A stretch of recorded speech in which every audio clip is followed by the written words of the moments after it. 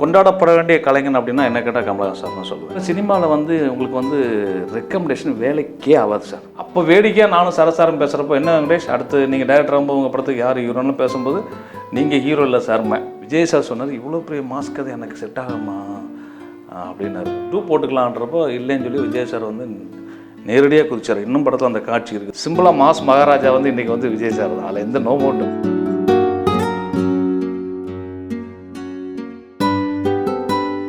ஒரு பக்கம் வந்து புதிய ஆர்டிஸ்ட் வச்சுட்டு புதிய டைரக்டர்ஸ் புதிய முயற்சிகளை பண்ணுறாங்க. ஃபார் எக்ஸாம்பிள் நம்ம தமிழில் காக்கா முட்டை ஆகட்டும் சரி, இல்லைனா பீட்சா ஆகட்டும் சரி, அந்த மாதிரி படங்கள்லாம். இன்னொரு பக்கம் வந்து ஒரு பெரிய mass hero like Aamir Khan வந்து 3 Idiots மாதிரி, தாரே ஜமீன் பர் மாதிரி, தங்கல் மாதிரி. ஸோ இது வந்து ஆனால் இது எல்லாமே பாக்ஸ் ஆஃபீஸில் நல்ல பணத்தை கொண்டு வந்து கொடுத்த திரைப்படங்கள். ஸோ ஒரு பக்கம் வந்து சண்டை காட்சிகள், கமர்ஷியல், மாஸ் ஹீரோ, வர்ஷிப் அந்த மாதிரி. அட் த சேம் டைம் இந்த மாதிரி படங்களும் ஜெயிக்கிறது இல்லையா? அதை பற்றி உங்களுடைய கருத்து?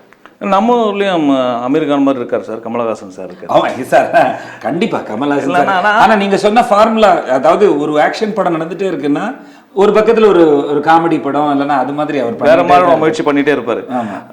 ஆக்சுவலி வந்து என்ன எனக்கு தெரிஞ்சு வந்து நான் ஒரு பார்வையாளனாகவும் ஒரு ரசிகனாகவும் பார்க்குறப்ப வந்து ஒரு கொண்டாடப்பட வேண்டிய கலைஞன் அப்படின்னா என்ன கேட்டால் கமலஹாசன் சார் தான் சொல்லுவேன். ஏன்னு கேட்டீங்கன்னா இன்றைக்கி தமிழ் சினிமாவில் இன்றைக்கி இருக்கக்கூடிய அனைத்து நவீன டிஜிட்டல் விஷயங்களையும் அவர் எப்போவோ சொல்லியிருக்காரு. கண்டிப்பாக கண்டிப்பாக. அதே மாதிரி இப்போ அவர் சொல்லிட்டு இருக்கிற ஒரு விஷயம், அவர் முயற்சி பண்ணி அது தள்ளி போன ஒரு விஷயமும் ஒன்று இருக்குது. அதுவும் கூட இன்னும் கொஞ்ச நாள் கழிச்சு தமிழ் சினிமாவுக்கு வந்துடும். ஸோ வந்து என்னென்னா இப்போ நீங்கள் சொன்ன அந்த அமீர் கான் பண்ணுற மாதிரியான படங்கள் பண்ணுறதுக்கு நம்மகிட்ட கலைஞர்கள் பண்ணிக்கிட்டு தான் இருக்கிறாங்க. கமர்ஷியல் படங்கள் பண்ணுற விஷயங்களும் பண்ணிக்கிட்டு தான் இருக்கிறாங்க.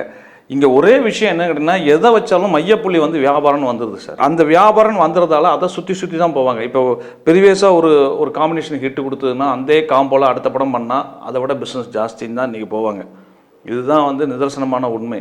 அப்புறம் வந்து 100 கோடி 200 கோடி 300 கோடி 400 கோடின்ற படங்கள் பண்ணுறதுங்கிறது இன்றைக்கி வந்து அது வந்து ஒரு விஷயமாக இன்றைக்கி பெரிய விஷயமாக பூதாகரமாக பேசப்படுற ஒரு விஷயமா இருக்குது.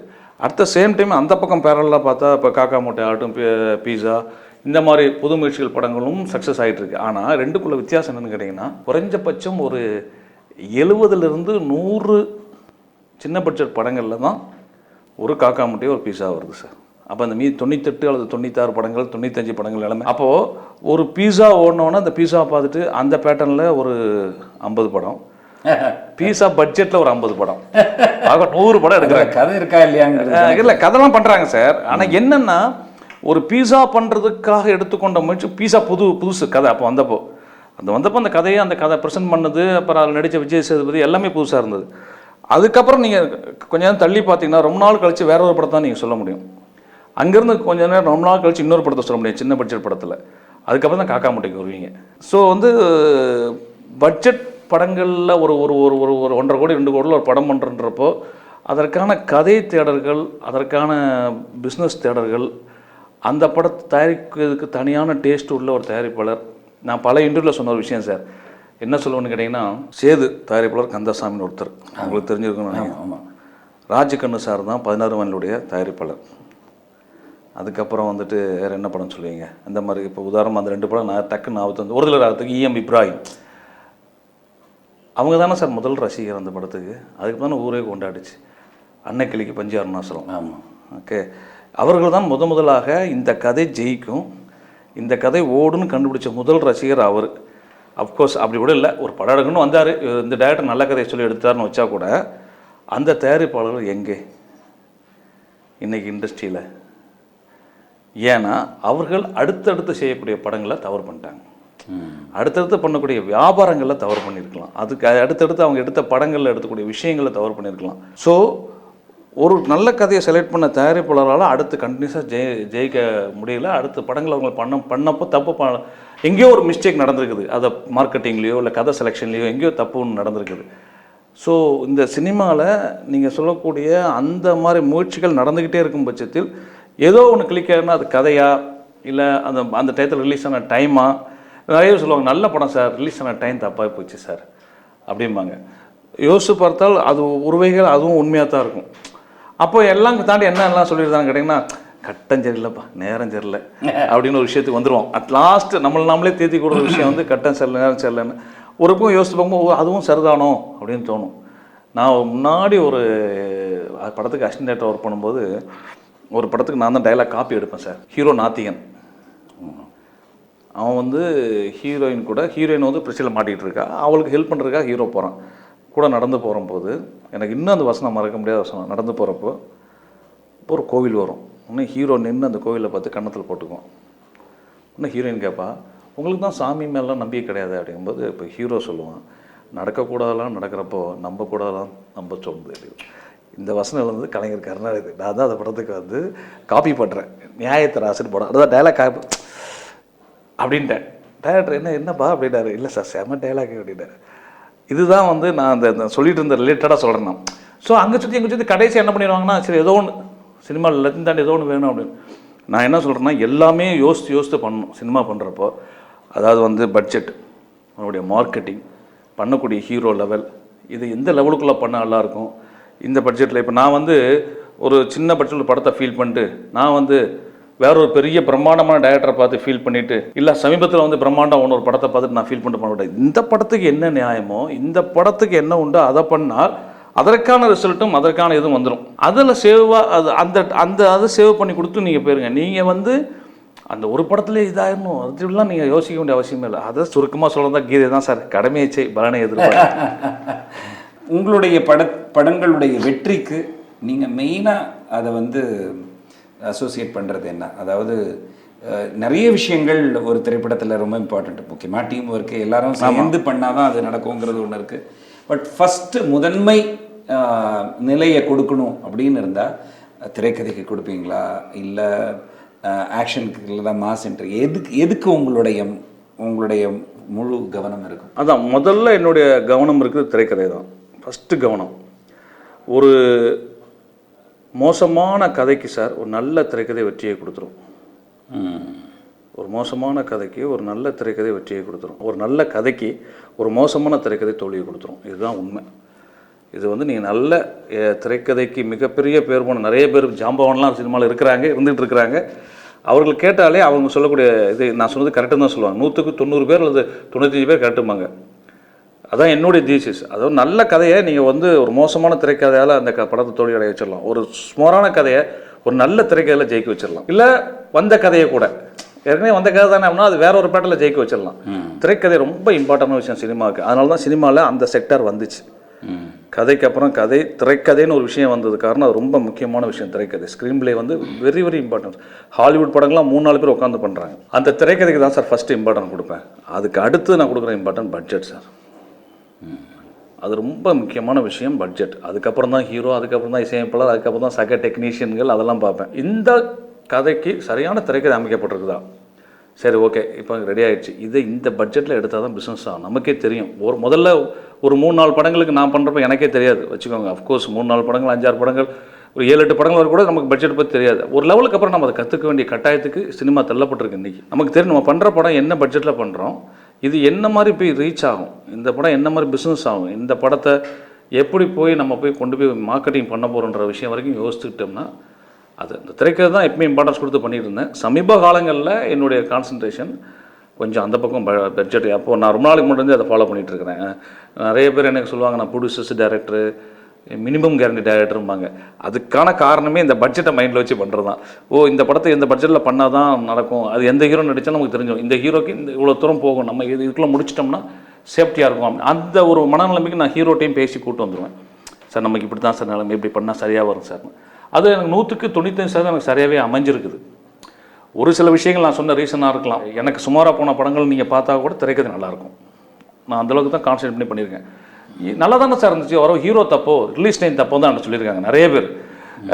சில படங்கள் நான் எதிர்பார்த்த விட கொஞ்சம் கம்மியாக இருக்க படங்கள்லாம் அதுதான் நடந்திருக்கும். திரைக்கதையில் எந்த காரணத்தை கூட அதில் என்னன்னா நான் பல பேர்கிட்ட சொல்லுவேன். இப்போ நீங்கள் பழகிட்டீங்கன்னா எனக்கு உங்கள் மேலே ஒரு ரிலேபிலிட்டி வந்துச்சுன்னா உங்களை கூட நான் என் படத்துடைய கதையை சொல்லுவேன், திரைக்கதையை ஃபுல்லாக சொல்லுவேன். ஃபுல்லாக கேட்குறப்போ உங்களுக்கு வந்து நீங்கள் ஒரு கருத்து சொல்லுவீங்க, எனக்கு கதையை கேட்டு முடிச்சோன்னே அந்த கருத்தை நான் 2 நாள் அனலைஸ் பண்ணுவேன். அதுலேருந்து நல்லா பயன்படுத்திக்குள்ளே வச்சுக்குவேன்.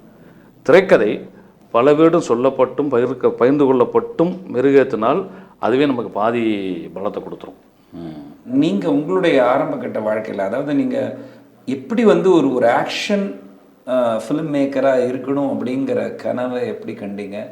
அதுக்கு என்ன மாதிரி உங்களை தயார்படுத்திக்கிட்டு? சமீபத்தில் எனக்கு கிடைச்ச ஓய்வு நேரங்களில் எனக்கு சினிமாவில் நடந்த நிறைய சுவாரஸ்யமான விஷயங்கள்லாம் வச்சு ஒரு புக்கு போட்டேன் சார்.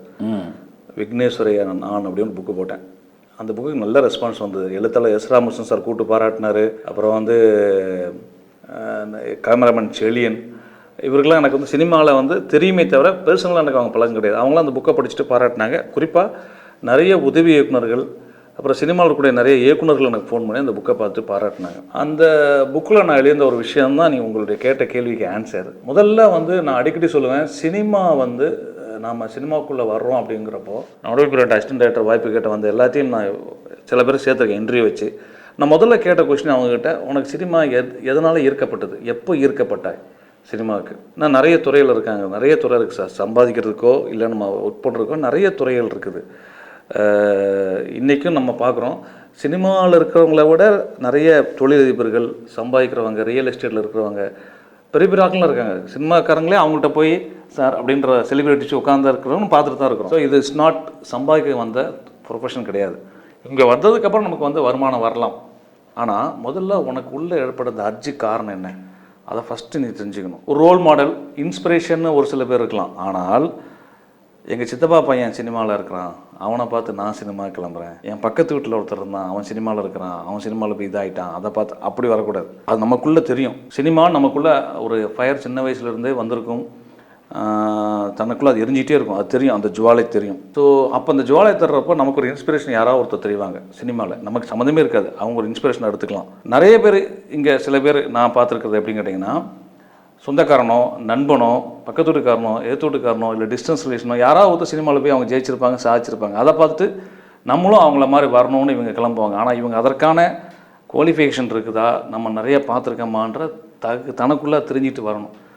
அதுதான் மெயின் எலிமெண்ட். இதை நான் அந்த கட்டுரையில் எழுதியிருப்பேன், இன்னும் டீட்டெயிலாக எழுதியிருப்பேன். செகண்ட் பாயிண்ட் என்னென்னா, நம்மளை எக்யூப் பண்ணிக்கணும். சினிமாவுக்கு வர்றதுக்கு முன்னாடி நம்மளை எக்யூப் பண்ணிக்கணும்.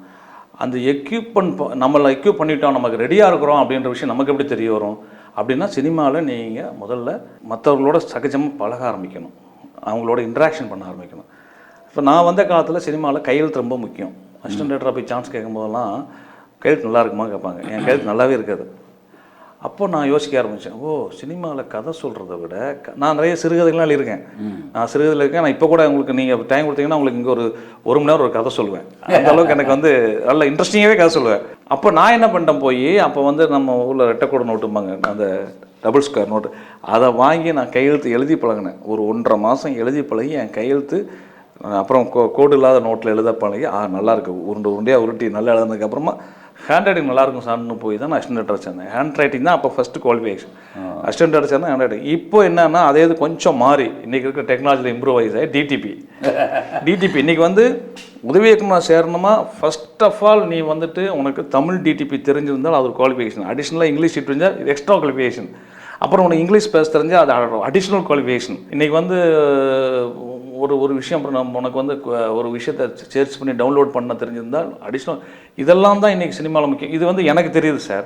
இது இன்றைக்கி வர்றவங்க நிறைய பேருக்கு நான் சொல்லிக் கொடுக்க வேண்டியிருக்கு. இப்போ கற்றுக்கோங்கப்பா, என்கிட்ட நீ சேர்றதா இல்லை, நீ ஒரு 6 மாதம் கழிச்சா நான் அடுத்த என்கிட்ட வரப்போகிறேன், அந்த 6 மாதம் இருக்க மாட்டேன், நீ வெவ்வேறு இடங்களில் போய் தேடு. ஆனால் இதெல்லாம் சேர்த்துக்கோங்க. இது உண்மையிலேயே சினிமாவில் அசிஸ்டன்ட் டைரக்டராக வாங்கலாம் அத்தனை பேருக்கு இது முக்கியமான. இது தெரிஞ்சுன்னா போதும் சார். அதுக்கப்புறம் அவங்க எங்கேனாலும் ஒரு இடத்துல கண்டிப்பாக அவங்களுக்கு வேலை கிடச்சிடும், 100% கிடச்சிடும். அது எனக்கு. அதுக்கப்புறமா அவன் க்ரியேட்டிவிட்டி, அது ரொம்ப உள்ளே போய் போனதுக்கப்புறம் தான் அடுத்த பிரச்சனை ஆரம்பிக்கும். இது கொஞ்ச நாள் ஓடும். அப்புறம் டிஸ்கஷனில் உன்னை கூட்டி பேசுறது, உனக்கு இம்பார்ட்டன்ஸ், நீ டைரக்டர் ஆகணும்னா உனக்கு க்ரியேட்டிவிட்டி இருக்கணும். அதுக்கு நீ நிறைய படிக்கணும், நிறைய சினிமா பார்க்கணும், ஓடுற படமும் பார்க்கணும், ஓடாத படமும் பார்க்கணும், வெளியூர் நாட்டு படங்களும் பார்க்கணும், உள்ளூர் படங்களும் பார்க்கணும், எல்லா படங்களையும் பார்க்கணும். நான் உதவி இயக்குனராக இருக்கும்போது இந்த ப்ரிவியூலாம் போடுவாங்கள்ல, அதுக்கு யாரையாவது பிடிச்சலாம் போகிறது. அந்த தேட்டரில் பார்க்கறது காசு இருக்காது, ப்ரிவியூவில் போனால் ஃப்ரீயாக பார்த்தலாம். அதனால் யாராவது அவங்களோட போய் உள்ளே போய் உட்காந்து அந்த படத்தை உட்காந்து தேட்டரில் அங்கே பகுதியை பார்க்கும்போதே நமக்கு ஒரு கணிப்பு பண்ணுறது, இந்த படம் என்ன ரிசல்ட் வரும். அதை கூட சேர்ந்து நண்பர்கிட்ட சொல்லி, இந்த படத்துக்கு இதான் ரிசல்ட், வெயிட் பண்ணி பாருங்கள், இதுதான் நடக்கும் பாருங்கள். அதே ரிசல்ட் வரும்போது அவங்க நம்மளை கூப்பிட்டு அடுத்த ப்ரிவியூ கூப்பிட்டு போவாங்க, இந்த ப்ரிவியூக்கு வாடா. இப்படியே நம்மள உங்களை நீங்களாக செதுக்கிக்கணும். சினிமாவில் பொறுத்த வரைக்கும் யாருமே எந்த விஷயத்துமே கற்றுக் கொடுக்க மாட்டாங்க. நீங்களாக செதுக்கணும். நான் கொடுத்ததே டிப்ஸ் தான். அதே போல் சினிமாவில் வந்து உங்களுக்கு வந்து ரெக்கமெண்டேஷன் வேலைக்கே ஆகாது சார். 100% வேலைக்கு ஆகாது. அன்னையிலேருந்து இன்னைய வரைக்கும் நான் சொல்லிட்டு இருக்குது, இன்னமும் அதான் நடக்கும். இப்போ உங்களுக்கு நீ தெரியும், நாளைக்கு நீங்கள் ஒரு பையனை யாரோ XYZ ஒரு பையனை வந்து சார் எனக்கு தெரிஞ்ச ஒரு பையன் இருக்கான் சார், உங்கள்கிட்ட நான் அனுப்புகிறேன், நீங்கள் பாருங்கள் சார் அப்படிங்க. நான் என்ன பண்ணுவேன் தெரியுமா, உங்கள் முகத்துக்கு அனுப்புங்க சார் பார்க்குறேன்னு. கரெக்ட். நெக்ஸ்ட் டே நீங்கள் அனுப்புகிற பையன் வந்த உடனே என்னப்பான்னா இந்த மாதிரி சார் அனுப்புனார், சொன்னார், சரி நாளைக்கு பார்க்கலாமா, அவசரமாக வேலை இருக்குது நாளைக்கு பார்க்கலாம். அவன் மறுநாள் வரானான்னு பார்ப்பேன். கரெக்ட். இங்கே என்னென்னா சார் சொல்லி விட்டு அவர் நாளைக்கு பார்க்குறேன்ட்டாரு அப்படின்ட்டு போக மாட்டான். நீங்கள் ஒரு வாரம் கழித்து ஃபோன் பண்ணுவீங்க, தம்பி போனி பார்த்தியாப்பா அப்படின்னா, இல்லை சார் போனேன், அவர் அப்புறம் வான்ட்டார் சார். என்ன பண்ணார், இல்லை வெளியே வரணும்னு உட்கார சொன்னாங்க, உட்காந்தே இருந்தேன் சார், அப்புறம் வெளியே வந்தார், அப்புறம் வான்ட்டு போயிட்டார் சார். நீ மறுநாள் போக முடியாது தானே, இல்லை சார் எனக்கு விருப்பம் இல்லை சார், அப்புறம் நீங்களும் ரெக்கமெண்டேஷன் விட்டுருவீங்க. இதுவே பேசிக் குவாலிஃபிகேஷன் அடிபட்டு போயிடும். நான் என்ன சொல்கிறேன்னா, சினிமாவில் உனக்கு ரெக்கமெண்டேஷன் யாரும் இல்லை, அறிமுகப்படுத்துகிறார்கள். கரெக்ட். அந்த அறிமுகத்தை தான் நீ யூஸ் பண்ணிக்க பார்க்கணும். அங்கே உன்னுடைய திறமையை ப்ரூவ் பண்ண பார்க்கணும், வைக்கணும். இதெல்லாம் நான் வந்து நிறைய டிப்ஸாக எழுதிட்டேன், ஆல்ரெடி எழுதி அது புக்காக இருக்குது. அது சினிமாவில் ரெக்கமெண்டேஷன் ஒர்க் அவுட் ஆகாது, அறிமுகம் மட்டும் தான் பண்ணுவாங்க.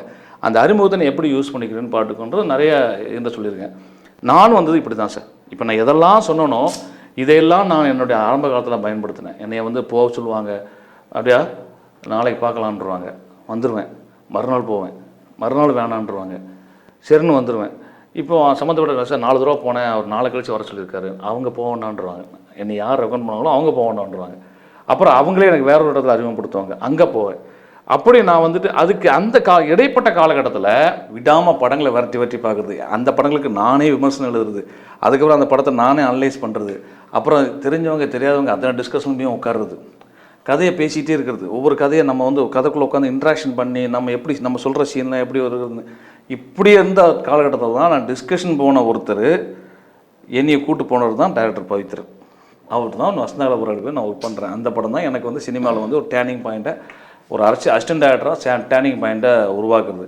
ஸோ ஒரே விஷயம் என்ன தெரியுமா, அழகாக சொல்கிறேன் தான், நதி போல் ஓடிக்கொண்டே இரு, அவ்வளோதான். நீ நதி மாதிரி ஓடிட்டே இரு, உனக்கான கரையும் உனக்கான திசையும் அதுவே அமைச்சு கொடுத்துருங்கிறது தான் என்னுடைய சினிமாவுக்கு முயற்சி பண்ணி கொண்டிருக்கவங்க, சினிமாவில் இருக்கிறவங்க அத்தனை பேருக்கு நான் இதை தான் நான் சொல்லிட்டு இருக்கேன். ரொம்ப நல்ல பஞ்ச் லைன் சார். ஒரு சினிமாவில் ஆர்வம் இருக்கிறவன் இன்னைக்கு அவன் வந்து நிறைய சினிமா பார்க்கணும், நிறைய அந்த அந்த சிந்தனையே இருக்கணும் அப்படிங்கிறது.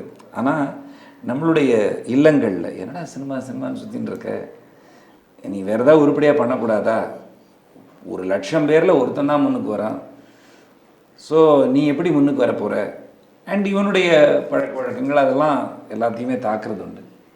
ஸோ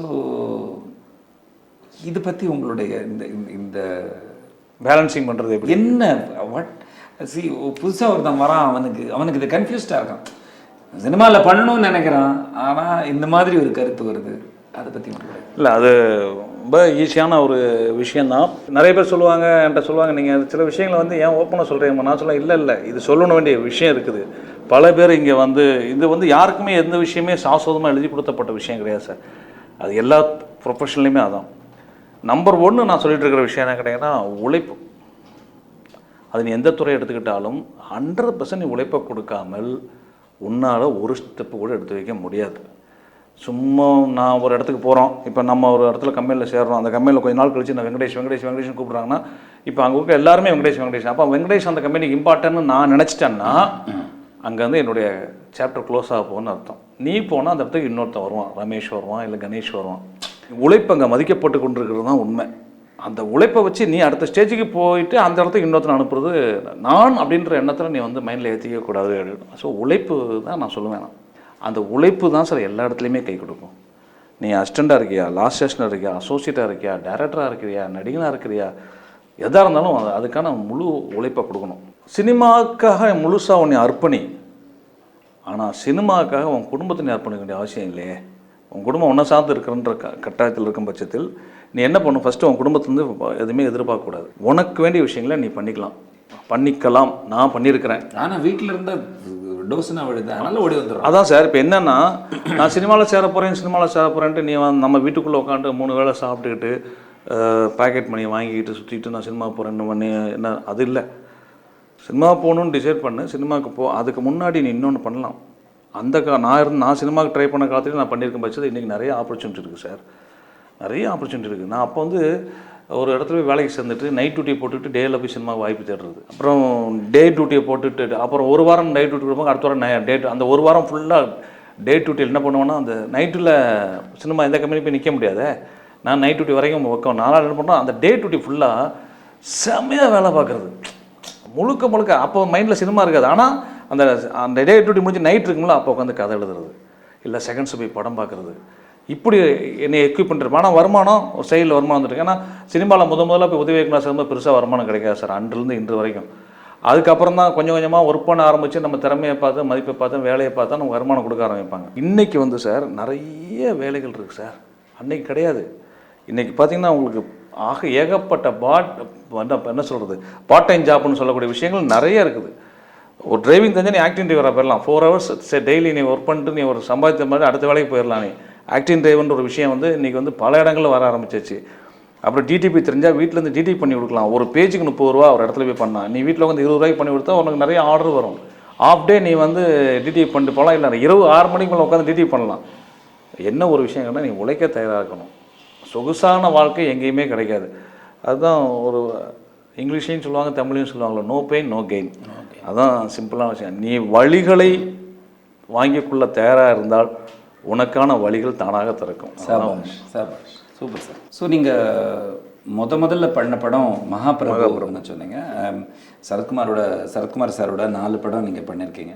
டெஃபினெட்லி ஒன்றுத்துக்கும் ஒரு டைம் ஜோன்ஸ் வேறு. இன்ஃபேக்ட் நீங்கள் கிட்டத்தட்ட 6 வருஷம் கழிச்சு தான் அடுத்த படம் பண்ணீங்கன்னு சொன்னீங்க. அவரோட வேலை பண்ணுற அனுபவம் உங்களுக்கு எப்படி இருந்ததுன்னு கொஞ்சம் ஷேர் பண்ணுங்க. எல்லார் ஹீரோ கூடயுமே எனக்கு வந்து உண்மையிலே படம் பண்ண ஹீரோக்கள் அத்தனை பேருக்கிட்டமே எனக்கு ஒரு நல்ல ஒரு ரேப்பர் செட்டாக இருக்குது. அது பை காட் கிரேஸ் தான். எனக்கு நிறைய பேர், எனக்கு அர்ஜுன் சார் கூடயும் படம் பண்ணியிருக்கிறேன், சிம்பு, அப்புறமா வந்து விஜய் சார், நிறைய பேர் கூட பண்ணேன். ஆனால் ஆமாம், இவர் கூட எனக்கு எப்படி கெமிஸ்ட்ரி ஒர்க் அவுட் ஆகுன்னா, நான் வந்து சரத் சார் வந்து வில்லனாக நடிக்க ஆரம்பித்த காலகட்டத்தில் எனக்கு அவர் தெரியும். அவர் ஃபஸ்ட்டு தயாரிப்பாளராக இருந்தார், கார்த்திக் சார் வச்சு. அந்த டயத்துலேயே நான் வந்து அவர் எனக்கு தெரியும். அதுக்கப்புறம் அவர் வில்லன் ஆனார், மீராவில் வில்லனாக வந்தார். கரெக்டாக மீரா வந்தார். அப்புறம் நிறைய நான் ஒர்க் பண்ண அசிஸ்டன்ட் டைரக்டர் ஒர்க் பண்ண வசந்தாவில் போகிற படத்தில் அவர் வந்து வில்லனாக நடித்தார். அப்படி அவர் வில்லனாக பீக்கில் இருக்கிற டயத்தில் அவர் நான் பழகிறேன். அவர் வில்லனாக ஆரம்ப கட்டத்தில் ட்ரை பண்ணிகிட்டு இருக்கிற சினிமாவில் கொஞ்சம் கொஞ்சமாக வில்லன் நடிச்சிட்டு இருக்கிற டயத்துலையும் நான் பார்க்குறேன். அப்புறம் அவர் ஹீரோ வர்றாரு. அந்த ஹீரோ வர ஸ்டேஜ்லேயும் நான் அவரை பார்க்குறேன். எல்லா காலகட்டத்திலையுமே நான் பார்த்த ஒரே மாதிரி இருக்கக்கூடிய ஒரு மனிதர் சரத் சார் தான். அவரை நான் பல கட்டங்களில் அதை அவர்கிட்டையும் நான் சொல்லியிருக்கேன், வெளியும் சொல்லியிருக்கேன். எல்லா காலகட்டத்திலையுமே நம்ம அசிஸ்டன்ட், அதாவது மிஸ்டர் கார்த்திக் பண்ணுறப்போ நான் அவர் ஆஃபீஸுக்கு வாய்ப்பு கேட்டு போகிறேன் அசிஸ்டன்ட் டேரக்டராக சேர்றதுக்கு. அப்போ என்னை பார்த்தவர் அவர் வில்லனாக நடிக்க ஆரம்பித்த காலத்தில் நான் பார்க்குறப்போ என்ன வெங்கடேஷ் எப்படி இருக்கீங்கன்றாரு. எனக்கு ரொம்ப ஆச்சரியமாக இருந்து என்னுடைய பேர் இவர் எப்படி ஞாபகம் வச்சிருக்காருன்னு. அதுக்கப்புறம் அவர் வந்து ஹீரோவானதுக்கப்புறம் நான் தொடர்பே இல்லாமல் இருந்து அவர் சந்திக்கும் போதும் அதே மாதிரி பேசுவார், அதே மாதிரி பழகுவார். ஒரு மனிதரால் அவ்வளோ தூரம்லாம் வந்து நடிக்க முடியாது. அதாவது வந்து நான் யதார்த்தமாக இருக்கிறேன், நான் எல்லாரையும் ஞாபகத்தில் வச்சுட்டு இருக்கேன், அது உண்மையிலேயே உள்ளுக்குள்ளே இருந்தால் மட்டும்தான் பழக முடியும். அதனால எனக்கு வந்து அவர் மேலே ஒரு தனிப்பட்ட முறையில் ஒரு ஈடுபாடு உண்டு. சூரியன் படம் ஒர்க் பண்ணுறப்போ சூரியன்லேயும் நீங்கள் அசோசியேட் ஒர்க் பண்ணேன். சரி, சூரியனில் சங்கர் சார் அசோசியேட்டு, நான் அசிஸ்டண்டாக ஒர்க் பண்ணேன், முதல் அசிஸ்டண்டாக. ஓகே, சங்கர் சாருக்கு அடுத்த இதில் அசிஸ்டண்டாக ஒர்க் பண்ணேன். அப்போ வேடிக்கையாக நானும் சரசாரம் பேசுகிறப்போ, என்ன வெங்கடேஷ் அடுத்து நீங்கள் டைரக்டர் ஆகும்போது உங்கள் படத்துக்கு யார் ஹீரோன்னு பேசும்போது, நீங்கள் ஹீரோ இல்லை சார், என்னுடைய முதல் படத்து ஹீரோ நீங்கள் இல்லை சார், ஏங்க உங்களுக்கு ரொம்ப தைரியம் ஏட்டே சொல்கிறீங்களே. இல்லை சார், என்னுடைய கதைக்கு நீங்கள் ஹீரோ இல்லை, வேறு மாதிரி நான் பண்ணி வச்சிருக்க ஸ்கிரிப்ட்டுமே. பட் ஆனால் முதல் படத்து ஹீரோ சரசார் தான் வந்தார், அது அமைஞ்சுது. அதுக்கப்புறம் அடுத்தடுத்து வேறு படங்கள்லாம் போகும்போது திடீர்னு ஒரு நாள் வந்து ஒரு ஸ்கிரிப்ட் பண்ணேன், அதான் அந்த ஏஐ ஸ்கிரிப்ட். அந்த ஏஐ ஸ்கிரிப்ட் சாருக்கு ரொம்ப அவுட்டாக இருக்குமேனு மைண்டில் யோசனை பண்ணிட்டு, சரி ஓகே பார்ப்போம் டைம் வரும்போது பண்ணலான்றப்போ தான் சார் நாங்கள் மீட் பண்ணுற சந்தர்ப்பம் வந்துச்சு. அப்போ அந்த ஏஐ ஸ்கிரிப்டை கேட்டு அவர் ஓகே அப்படின்னு ஒத்துக்கிட்டு அந்த கதை பண்ணோம். ஒரு நல்ல புரிதல் இருந்தது எனக்கு அவருக்கு. இன்னும் சொல்ல போனால் அவருடைய 100வது படம் நான் பண்ண வேண்டிய படம். ஓகே, பட் எனக்கு கதை செட் ஆகவே இல்லை. எவ்வளவோ யோசித்து பார்த்து வச்சுதான் அப்போ வெளியே ஒரு கதையை வாங்கி அதை பண்ணலாம் கூட டிசைட் பண்ணார். நான் சொன்னேன், இல்லை சார் எனக்கு என்னமோ எனக்கு செட் ஆகலை, 100வது படம் நான் பண்ணல சார் அப்படின்ட்டேன். அதையும் ஒரு நட்புறோட சரின்னு சொல்லி ஏற்றுக்கிட்டு பரவாயில்ல அப்படின்னு விட்டு கொடுத்தாரு. பண்ண வேண்டான்னு விட்டு கொடுத்தாரு. நான் பண்ணணும்னு முடிவுலாம் பண்ணதுக்காக வேண்டான்னு. அந்தளவுக்கு ஒரு நல்ல புரிதலோடு இருக்கிற ஆளுன்றதால நான் பண்ண ஹீரோக்களில் எனக்கு ரொம்பவும் ஒரு ஃப்ரெண்ட்லியான ஹீரோன்றதை தாண்டி ஒரு ஒரு நேசத்துக்குரிய ஒரு ஒரு ஒரு ஒரு சோல்மேட்னு சொல்லலாம், கரெக்டாக சொல்கிறாங்க. அந்த அளவுக்கு ஆன ஒரு நண்பர் எனக்கு, ஃபிலாசபர், அப்புறமா ஒரு எல்லாமே எனக்கு தெரியும் அவருக்கு. அரசியலை தாண்டி ஒரு ஒரு நடிகராக ஒரு நண்பராக என்ன கேட்டால் the best man Sarathkumar sir. Okay, Jai sir சொன்னார், இவ்வளோ பெரிய மாஸ்க் அது எனக்கு செட் ஆகாமா அப்படின்னு. 2 போட்டுக்கலான்றப்போ இல்லைன்னு சொல்லி விஜய் சார் வந்து நேரடியாக குதிச்சார். இன்னும் படத்தில் அந்த காட்சி இருக்குது. சிம்பிளாக மாஸ் மகாராஜா வந்து இன்றைக்கி வந்து விஜய் சார் தான், அதில் எந்த நோ மோட்டும்.